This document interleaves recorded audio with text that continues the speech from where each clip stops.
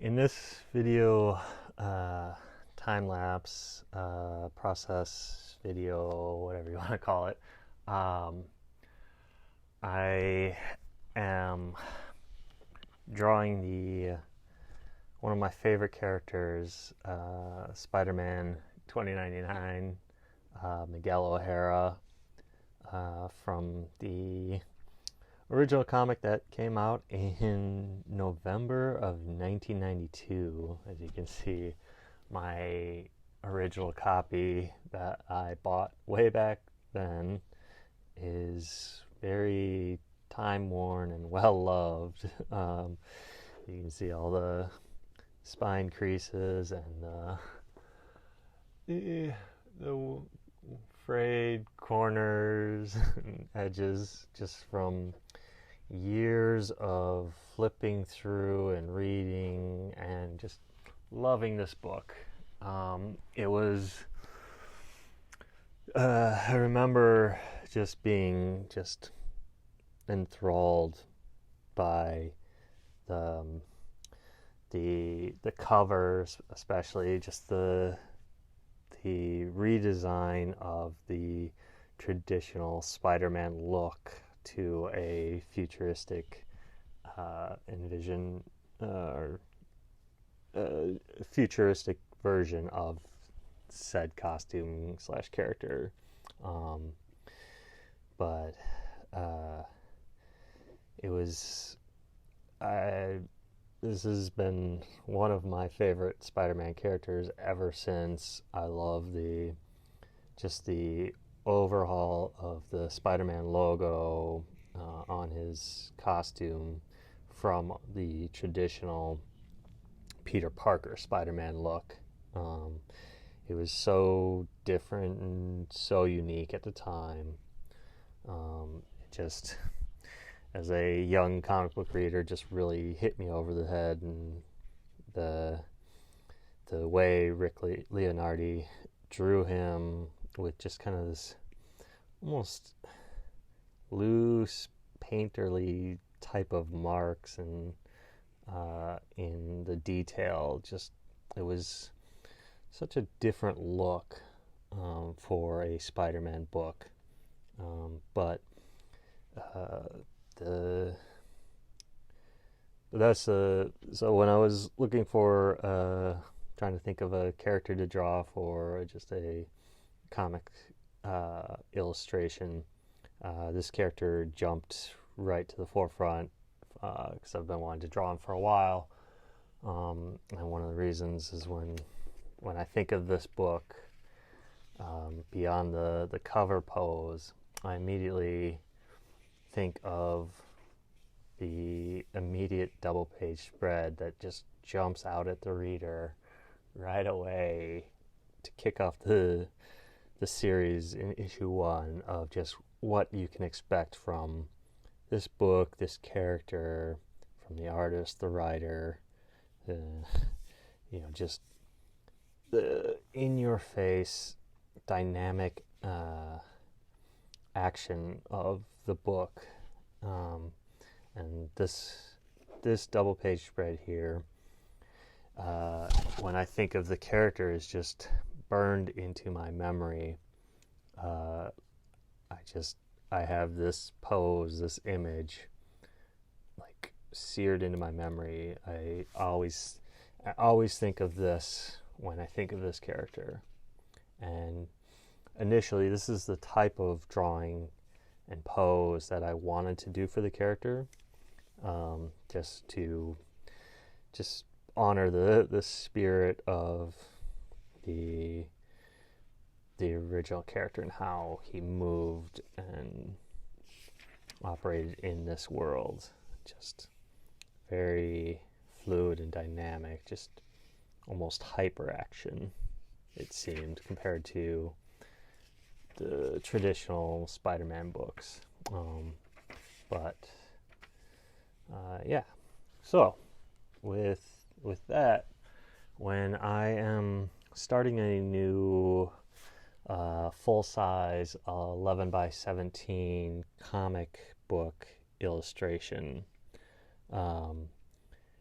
if I'm I want to familiarize myself with the character, the look, the types of poses that artists have drawn the character in over the years.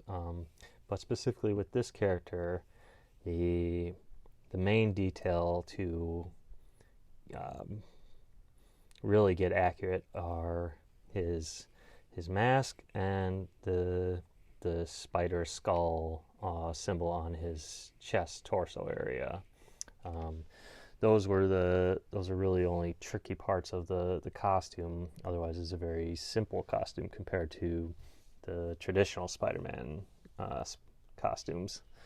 But once I kind of have that down, my process is thinking of the pose and really getting that down, doing a large thumbnail sometimes, and then doing the pencils and then the inks.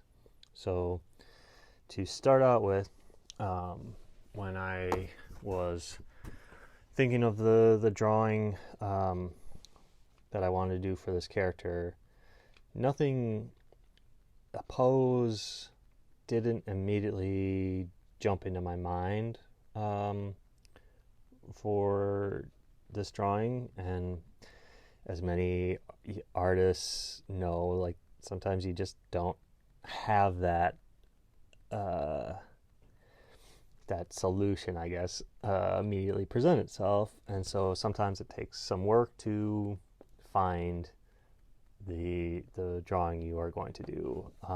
So when something doesn't immediately jump out, the best thing for me is to do gesture thumbnails. These are just 30-second to a minute kind of poses that you're trying to find the proportions, the angle, the action line of the pose. So for Spider-Man character, my initial desire for the drawing was to do kind of some sort of web slinging pose, kind of in a still shot of Miguel O'Hara swinging on a web throughout the futuristic city of 2099. So just starting out, like, I was just doing these kind of very similar, but just tweaking little things of these web slinging poses, and nothing was really jumping out at me. This one ended up being maybe the closest to what I was thinking in my mind, but I still, it was something about the lower half, his legs, that I just wasn't really feeling how to pose them and how they would, I guess, react if you were trying to place someone was realistically swinging through a city. Kind of like this one too, but it just didn't have like the level of dynamicism that, something like this shows and jumps off the page at you. This feels a little bit more traditional Spider-Man to me. But anyways, I was going through these, then I got to a point where, like, I was gonna just move away from web slinging to just kind of an homage pose to the number 3 issue of the book on the cover, where Miguel O'Hara is just kind of almost floating there. So I was playing off of something like that, but I just didn't like, just wasn't feeling it. So I continued to move on to a second page of thumbnails, featuring more static poses. Like this one was again playing off of the #2 cover issue where Spider-Man is just hanging on the side of a building. So I was trying to do something like that. But again, I like it, but it just wasn't, for this drawing, I wasn't really feeling this type of image. Maybe for another drawing down the line, could do something like that. Moving on to this one, I like the idea of a kind of action crouch, but again, just wasn't again feeling this one, so just kept moving on to, sometimes you start a gesture and it's just immediately abandon it because it's just not working at all. That's what happened here. This one was again a kind of play on this one, just moving more from a vertical kind of pose here to trying to put his torso slightly more at an angle to maybe see if it would give just a little bit more dynamic sense to it. But it just didn't feel right. I was trying to think of maybe similar to this type of pose where he's floating, but I wanted to try and see if I could do more of like he's just kind of leapt off of a building with his arms going and legs back behind him in sort of where his torso and legs would be kind of arched around. But I didn't really like that, so I just kept moving. Another crouching pose, another one, this time from profile. This one I kind of liked as a combination web slinging plus kind of this outstretched arm. So that's one that I did like, but wasn't fully on board for, but may revisit for a future drawing. This one, again, a web slinging pose that I did kind of like, but again, it was his legs that just didn't feel right in their orientation, and so it didn't feel like the pose didn't feel correct. Again, some more kind of played out a crouching pose that didn't really work. So eventually I was nearing just kind of the poses that I was just kind of thinking of, and because I got to a point where I wasn't really feeling any of the kind of dynamic web slinging poses, I kind of went more to a static standing pose with these two here. I kind of liked this one, but ultimately I settled on this pose here just as a standard kind of display pose, for the lack of a better term or phrase of it. It has some kind of little bit of dynamic it's like standing pose with a kind of S curve to the torso that I was going for. So this is where I settled on for the drawing. So once I have the idea for my pose, I moved on from this to a full-size thumbnail, more or less gesture drawing. Once I have that, sometimes I will just scan this in and blow it up to full size and print it out to transfer to the final artboard. But sometimes I will do a kind of full size 11 by 17 thumbnail drawing, where I'm just roughing in the pose, the detail, to eventually be transferred to the final artboard. So in this case, I took my thumbnail here and drew the large thumbnail here.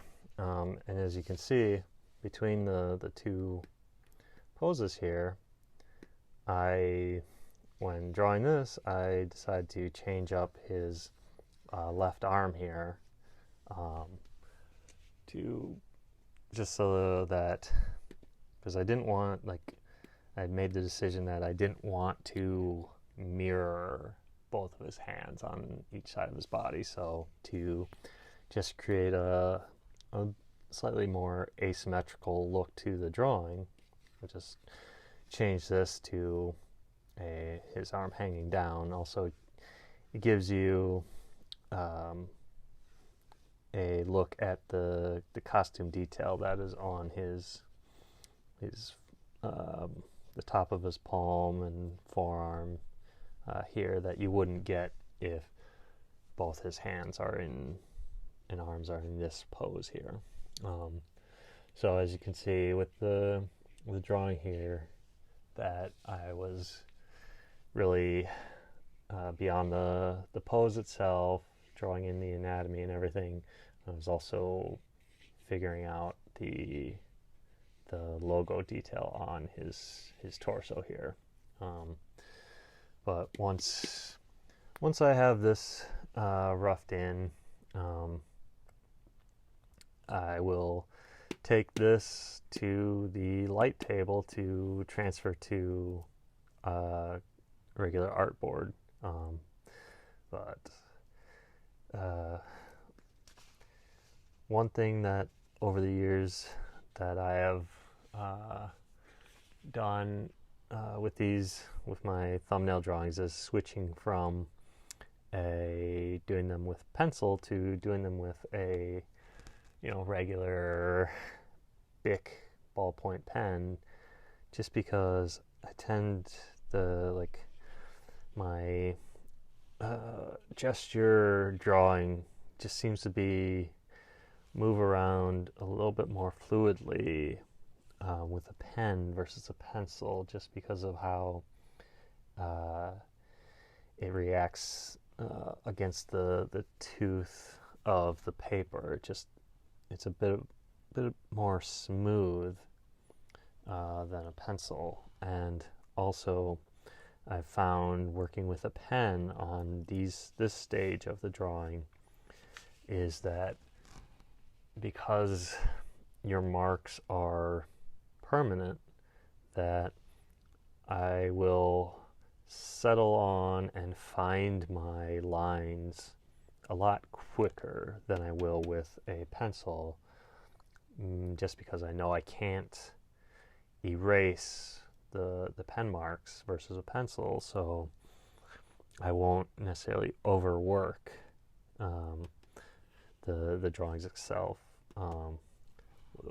Exception being on this pose here, one issue when I was at this stage that I was, I guess, struggling with or didn't have an initial look in mind was for his hand here. I wasn't sure how I wanted his fingers to be posed, like either like gripping or just like you can see, just I was trying different angles and poses of his fingers here, and just it ended up getting overworked to the point where I didn't have an answer that I knew I was going to have to figure out once I got to the pencil stage. You can see here's the when I don't have the answer here, I'll just do a quick drawing off to the side of what I'm thinking it should be, and this is, I think, close to ultimately what I ended up with on the actual drawing itself. Yeah, so with this stage done, I transferred this to the regular artboard to do the pencil stage. Here are the final pencils for the Spider-Man 2099 drawing. Unfortunately, I didn't record myself doing the pencil stage, but I have the large-scale thumbnail drawing that I did, so you can overlay it on top so you can see the slight changes that happen between this stage and this stage of the final pencils. Let's see, let's lower the opacity here. Nope, wrong one. This there. So you can see it stays fairly true to the thumbnail itself, but there are some changes, like his head shape and kind of positioning changes slightly in the thumbnail here. It looks like he is looking slightly downward, so you get more of a pointed chin shape.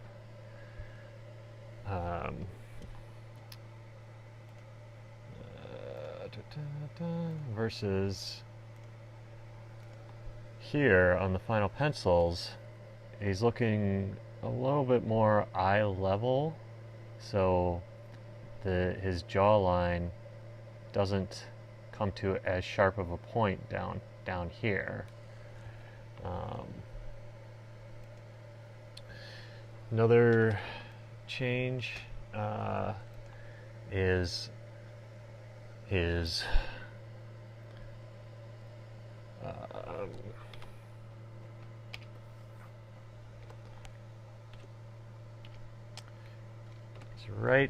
his right hand gets in the thumbnail. It felt a little, his hand felt a little small in relation to the foreshortening, so I just made his hand just a little bit bigger, and it feels like more accurate in terms of the I guess the depth that I'm trying to create through the foreshortening of his forearm and hand here. I also, in the thumbnail, I think I had him a little bit more of a little bit spindlier in terms of mass, like his torso and his left arm here. But in the final pencils, I gave him a little bit more mass in the torso, and his left arm here also is, along with changing the uh, kind of angle of his head gave his head just a little bit more mass. It was a little thin in the thumbnail here. So those are, I guess, kind of the major changes that happened between the thumbnail and the final pencils here. The other thing is in the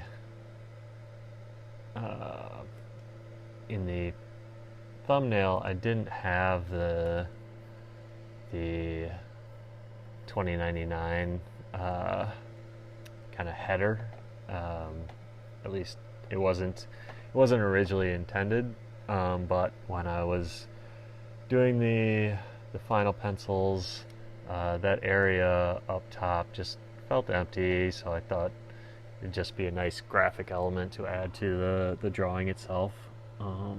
Yeah, this is kind of how, if I'm planning to ink a piece, this is about the level of detail and drawing I take the pencil stage to.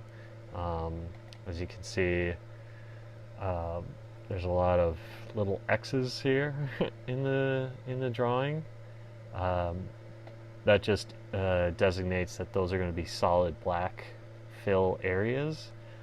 There's no sense in coloring them all in if you're just going to be inking over them like I did in the mask up here.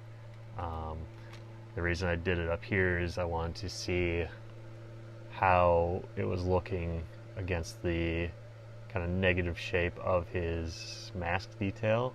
But otherwise, if you're planning to ink a full block area, just throw a little X in so you know it's going to be a solid black fill to save yourself some time in drawing. Yeah. So these are just the final pencils. On to the inking stage, where I have gonna just play a time-lapse video of me going through my inking process and just inking this entire drawing.